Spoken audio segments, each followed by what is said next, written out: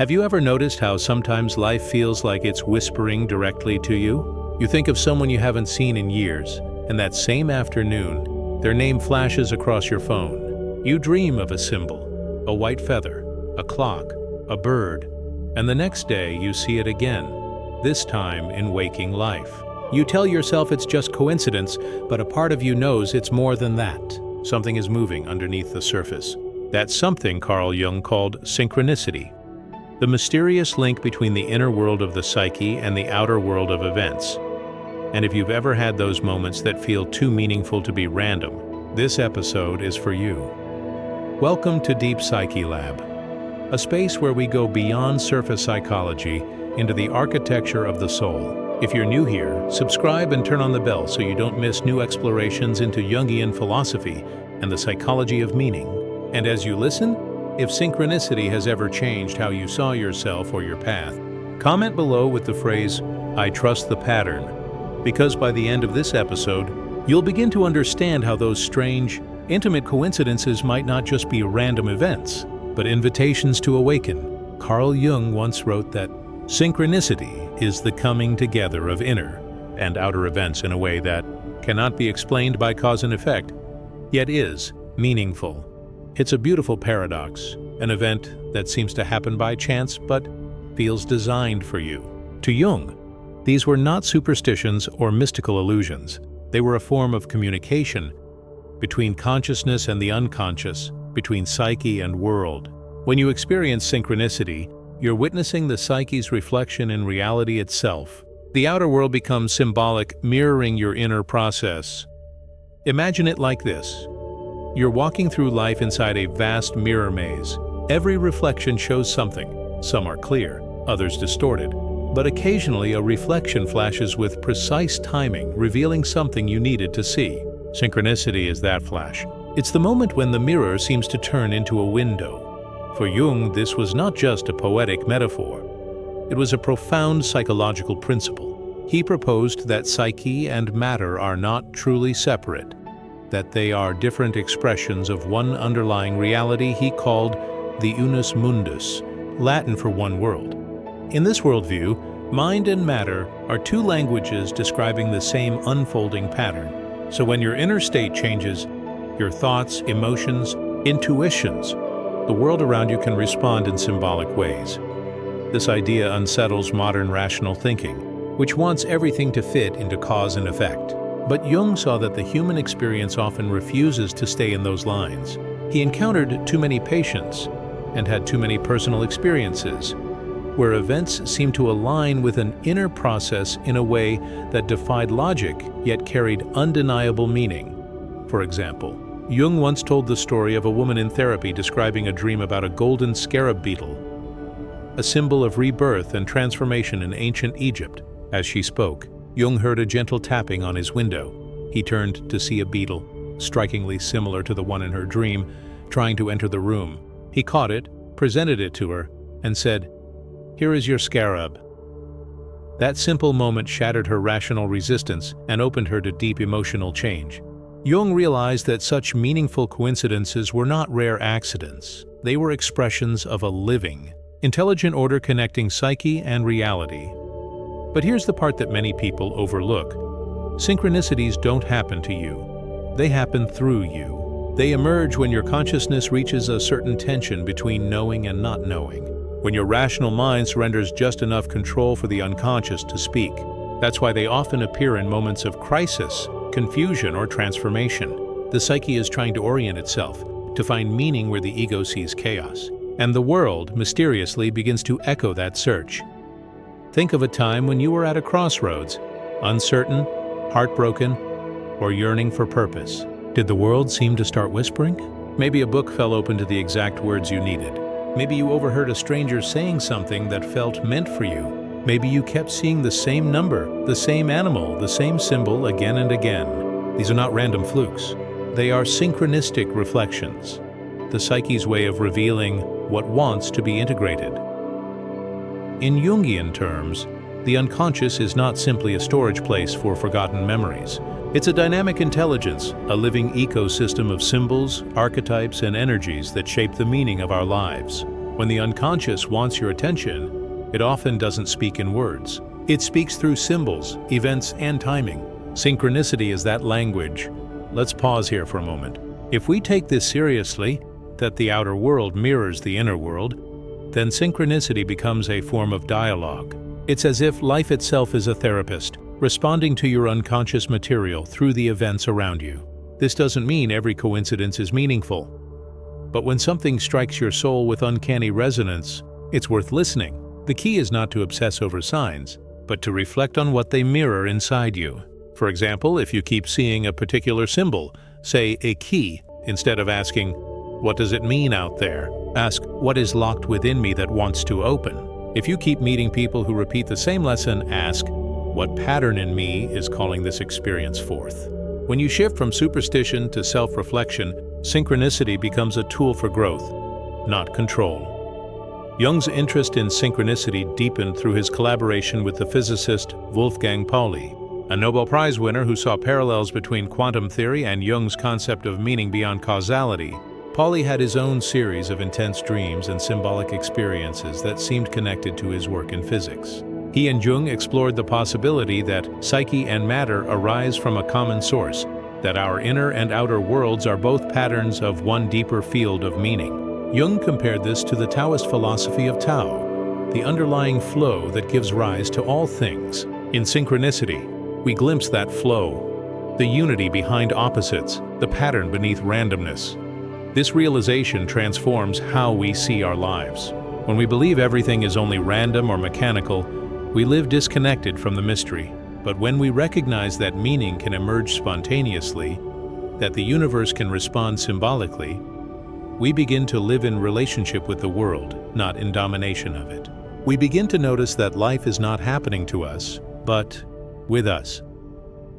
Synchronicity also plays a vital role in what Jung called individuation, the process of becoming who you truly are, beyond societal masks and unconscious conditioning.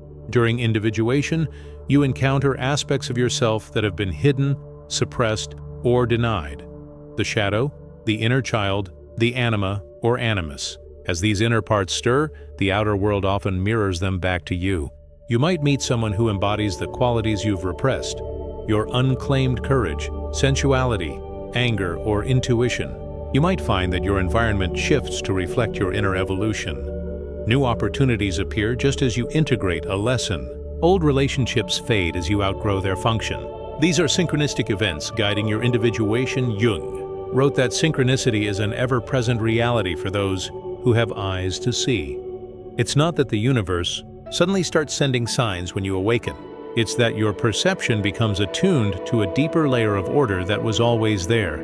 You begin to see how psyche and world dance together, how dreams, symbols, and events conspire to support your evolution. But let's be honest, it's easy to romanticize synchronicity and miss its real psychological power. Many people chase signs as a way to avoid responsibility for their own choices. They wait for a cosmic confirmation instead of listening to their intuition or confronting their fear. This is not growth, it's dependency disguised as spirituality. Jung warned about this. He believed that the purpose of synchronicity was not to tell you what to do, but to make you more conscious. When a meaningful coincidence occurs, its function is to reveal an alignment, a connection between your inner and outer life. But what you do with that awareness is your task. If you respond with humility, curiosity, and discernment, synchronicity deepens your consciousness. If you respond with ego or obsession, it can distort your path. So the next time something strange and meaningful happens, don't rush to label it as destiny. Pause. Reflect. Ask, what emotion did this stir in me? What part of me does this speak to? Synchronicity is not a message from outside. It's an unveiling from within. Let's look at a practical example. Imagine you've been feeling lost in your career, questioning your purpose. One day, while scrolling online, you stumble upon an article about someone who left their corporate job to start a small art studio. It feels like a mirror. Later that week, an old friend calls out of nowhere, asking if you've ever thought of teaching art. You begin noticing creative symbols, brushes, canvases, even paint spilled in odd places. If you treat these events as mere coincidence, they fade. But if you sit with them, something deeper stirs. a recognition that your creative self, long buried, is calling for expression. The synchronistic events are not predicting your future. They are illuminating what's alive within you now. In this way, synchronicity becomes a compass for personal growth. It points toward what your unconscious is ready to make conscious. It tells you, pay attention here. This is where life and psyche meet. Synchronicity also asks you to trust mystery, to allow meaning to unfold without needing to control it. This is perhaps the hardest part for modern minds, trained to quantify and explain everything. But Jung believed that psychological wholeness requires a relationship with the unknown. We cannot evolve if we only live in what we can measure. Meaning is not something you calculate, it's something you experience. When you start honoring the mysterious timing of events, you notice life becomes more participatory. You begin to sense that your path is not just linear, but patterned, like a piece of music where certain themes return, reinterpreted each time. Synchronicity reminds you that your story is being co-written, not just by your choices, but by the deeper intelligence of the psyche. At this point, some may ask, is synchronicity proof of divine intervention?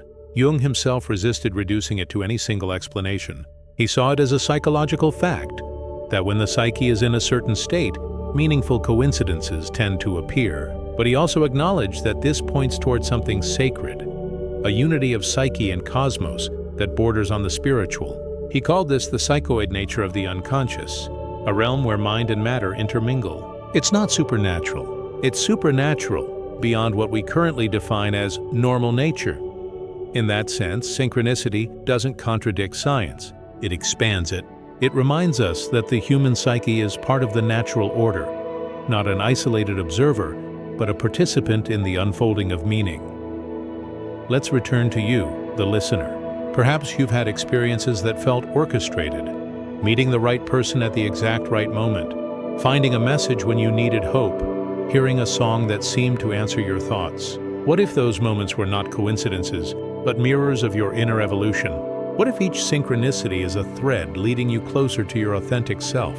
When you treat synchronicity as a teacher, not a trick, it shapes how you grow. You begin to trust your intuition because you see how often it aligns with reality.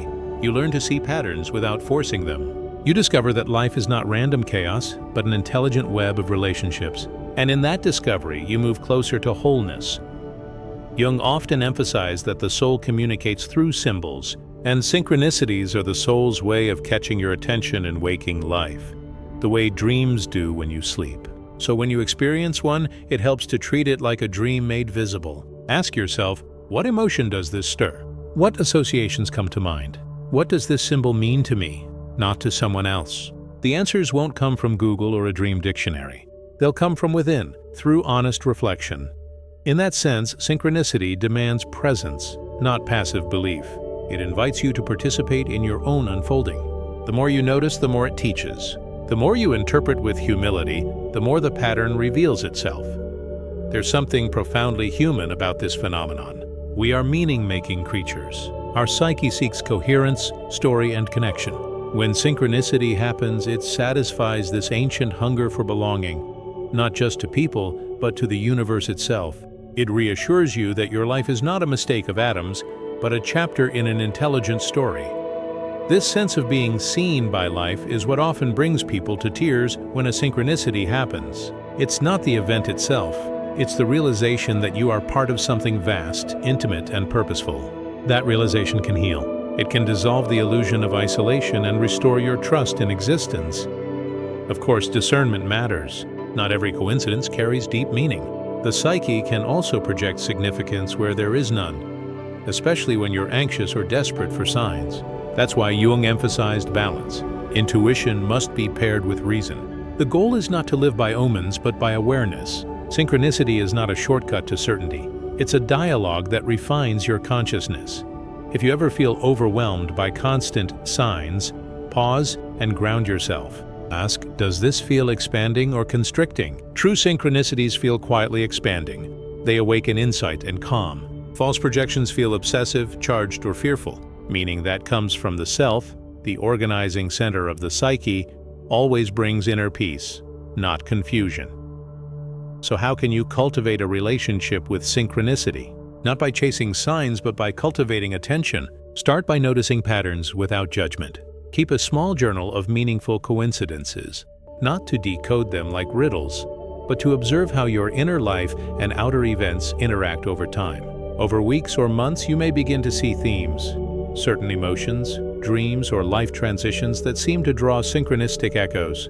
This practice strengthens your relationship with your unconscious. It shows your psyche that you're listening. Meditation, dream work, and active imagination also enhance this sensitivity. When you slow down, the subtle rhythms of meaning become clearer. You begin to sense life not as a machine, but as a conversation. And in that conversation, you find companionship, the feeling that you are not alone in your growth. To understand synchronicity in your personal development, think of it as the psyche's GPS system. It doesn't dictate the route, but it pings you when you're close to alignment, when your outer choices and inner truth converge.